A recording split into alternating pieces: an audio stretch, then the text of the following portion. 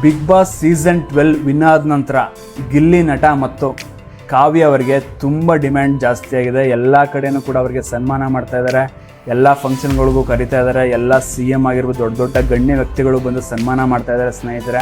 ಅದಾದ ನಂತರ Shri Sai gold palace owner ಅವರು ಒಂದು ಆಫರನ್ನು ಕೊಟ್ಟಿದ್ದಾರೆ. ಯಾರಿಗೆ? ಗಿಲ್ಲಿ ಮತ್ತು ಕಾವ್ಯ ಇಬ್ಬರಿಗೆ ಮಾತ್ರ. ಅವತ್ತು 6 ಜನ ಹೋಗಿದ್ದರು ಉದ್ಘಾಟನೆಗೆ, ಇಬ್ಬರಿಗೆ ಮಾತ್ರ ಒಂದು ಆಫರನ್ನು ಕೊಟ್ಟಿದ್ದಾರೆ. ಏನಂತಂದರೆ, ಇದು ಕಾಮಿಡಿ ಅನ್ನಿಸ್ಬೋದು, ಬಟ್ ನಾನು ಇದನ್ನು ಸೀರಿಯಸ್ ಆಗಿ ತಗೋತಾ ಇದ್ದೀನಿ. ಯಾಕೆ ಅಂತಂದರೆ, ಗಿಲ್ಲಿ ನಟ ಮತ್ತು ಕಾವ್ಯ ಅವರು ಮದುವೆ ಆದರೆ, ಇಬ್ಬರು ಮನೆಯವರು ಒಪ್ಕೊಂಡು ಮದುವೆ ಆದರೆ, ಆ ಮಾಂಗಲ್ಯ ಸರದ ಚಿನ್ನದ ಮಾಂಗಲ್ಯ ಸರವನ್ನು ನಾನೇ ಫ್ರೀಯಾಗಿ ಕೊಡ್ತೀನಿ ಅಂತ ಹೇಳಿದ್ದಾರೆ ಸ್ನೇಹಿತರೆ.